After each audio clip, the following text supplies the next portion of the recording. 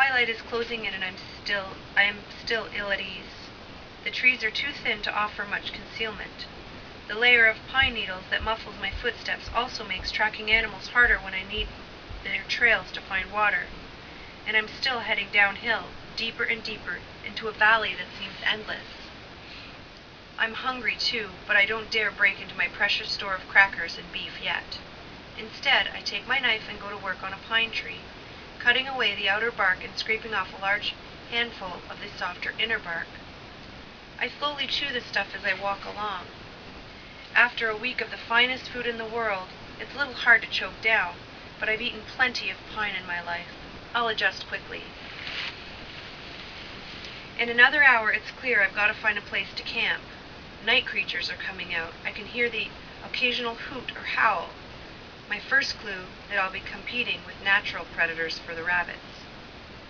As to whether I'll be viewed as a source of food, it's too soon to tell. There could be any number of animals stalking me at this moment. But right now I decide to make my fellow tributes a priority. I'm sure many will continue hunting through the night. Those who fought it out at the cornucopia will have food, an abundance of water from the lake, torches or flashlights, and weapons that they're itching to use. I can only hope I've traveled far and fast enough to be out of range. Before settling down, I take my wire and set 2 twitch-up snares in the bush. I know it's risky to be setting traps, but food will go fast out here, and I can't set the snares on the run. Still, I walk another 5 minutes before making camp. I pick my tree carefully, a willow not terribly tall but set up in a clump of other willows, offering concealment in those long, flowing tresses. I climb up, sticking to the strongest branches close to the trunk, and find a sturdy fork for my bed. It takes some doing, but I arrange a sleeping bag in a relatively comfortable manner. I place my backpack in the foot of the bag, and then slide in after it. As a precaution, I remove my belt, loop it all the way around the branch and my sleeping bag, and refasten it at my waist. Now, if I roll over in my sleep, I won't go crashing to the ground. I'm small enough to tuck the top of the bag over my head, but I put on my hood as well. As night falls, the air is cooling quickly. Despite the risk I took in getting the backpack, I know now it was the right choice. The sleeping bag, radiating back and preserving my body heat, will be invaluable. I'm sure there are several other tributes whose biggest concern right now is how to stay warm, whereas I may actually be able to get a few hours of sleep, if only I wasn't so thirsty. Night has just come when I hear the anthem that precedes the death recap. Through the branches I can see the seal of the Capitol, which appears to be floating in the sky. I'm actually viewing another screen, an enormous one that's transported by one of their disappearing hovercraft. The anthem fades out and the sky goes dark for a moment. At home, we would be watching full coverage of each and every killing. But that's thought to give an unfair advantage to the living tributes. For instance, if I got my hands on the bow and shot someone, my secret would be revealed to all. No, here in the arena, we are all the same. We are the same photographs they showed when they televised our training scores. Simple headshots. But now, instead of scores, they post only district numbers.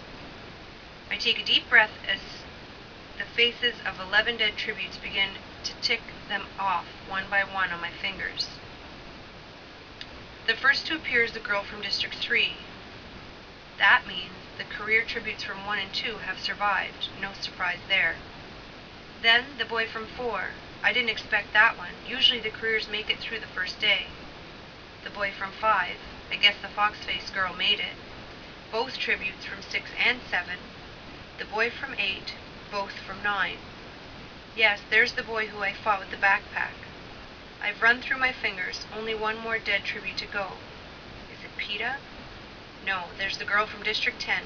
That's it. The Capitol seal is back with a final musical flourish. Then darkness, and the sounds of the forest resume. I'm relieved PETA's alive. I tell myself again that if I get killed, his winning will benefit my mother and Prim the most. This is what I tell myself to explain the conflicting emotions that arise when I think of PETA. The gratitude that he gave me an edge by professing his love for me in the interview. the anger at his superiority on the roof, the dread that we may come face to face at any moment in this arena. 11 dead, but none from District 12. I try to work out who's left. 5 career tributes, Fockface, Thresh, and Rue. Rue, so she made it through the first day after all. I can't help feeling glad. That makes 10 of us. The other 3 I'll figure out tomorrow. Now, when it is dark, and I have traveled far, and I am nestled high in this tree, now I must try and rest. I haven't really slept in 2 days, and then there's been this long day's journey into the arena. Slowly, I allow my muscles to relax, my eyes to close. The last thing I think is, it's lucky I don't snore. Snap. The sound of a breaking branch wakes me. How long have I been asleep? 4 hours? 5? The tip of my nose is icy cold. Snap, snap. What's going on? This is not the sound of a branch under someone's foot, but the sharp crack of one coming from a tree. Snap, snap. I judge it to be several hundred yards to my right. Slowly, noiselessly, I turn myself in that direction. For a few minutes, there's nothing but blackness and some scuffling. Then I see a spark, and a small fire begins to bloom. A pair of hands warms over flames, but I can't make out more than that. I have to bite my lip not to scream every foul name I know at this fire starter. What are they thinking? A fire lit just at nightfall would have been one thing. Those who battled at the cornucopia with their superior strength and surplus of supplies, they couldn't possibly have been near enough to spot the open flames then. But now, when they've probably been combing the woods for hours looking for victims, you might as well be waving a flag and shouting, "Come and get me!" And here I am, a stone's throw from the biggest idiot in the games, strapped in a tree, not daring to flee since my general location has just been broadcast to any killer who cares. I mean, I know it's cold out here and not everybody has a sleeping bag, but then you grit your teeth and stick it out until dawn. I lie smoldering in my bag for the next couple of hours, really thinking that if I can get out of this tree, I won't have the least problem taking out my new neighbor. My instinct has been to flee, not fight, but obviously this person's a hazard. Stupid people are dangerous, and this one probably doesn't have much in the way of weapons while I've got this excellent knife. The sky is still dark, but I can feel the first signs of dawn approaching. I'm beginning to think we, meaning the person whose death I'm now devising and I, we might actually have gone unnoticed. Then I hear it. Several pairs of feet breaking into a run. The fire starter must have dozed off. They're on her before she can escape. I know it's a girl now, I can tell by the pleading, the agonizing scream that follows. Then there's laughter and congratulations from several voices. Someone cries out, 12 down and 11 to go, which gets a round of appreciative hoots. Then they're fighting in a pack. I'm not really surprised. Often alliances are formed in the early stages of the game. The strong band together to hunt down the weak. Then, when the tension becomes too great, begin to turn on one another. I don't have to wonder too hard who has made this alliance. It will be the remaining career tributes from District 1, 2, and 4, 2 boys and 3 girls, the ones who lunched together. For a moment, I hear them checking the girl for supplies. I can tell by their comments they found nothing good. I wonder if the victim is Rue, but quickly dismiss the thought.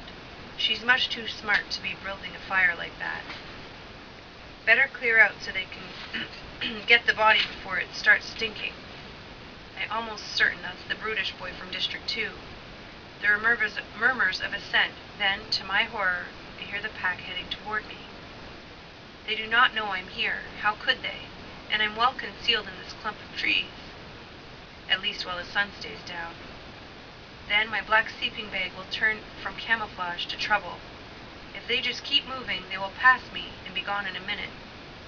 But the careers stop in the clearing about 10 yards from my tree. They have flashlights, torches. I can see an arm here, a boot there, through the breaks in the branches. I turn to stone, not even daring to breathe. Have they spotted me? No, not yet. I can tell from their words their minds are elsewhere. Shouldn't we have heard a cannon by now? I'd say yes, nothing to prevent them from going on immediately. Unless she isn't dead. She's dead, I struck her myself. Then where's the cannon? Someone should go back, make sure the job's done. Yeah, we don't want to have to track her down twice. I said she's dead. An argument breaks out until one tribute silences the others. We're wasting time. I'll go finish her and let's move on. I almost fall out of the tree. The voice belongs to PETA.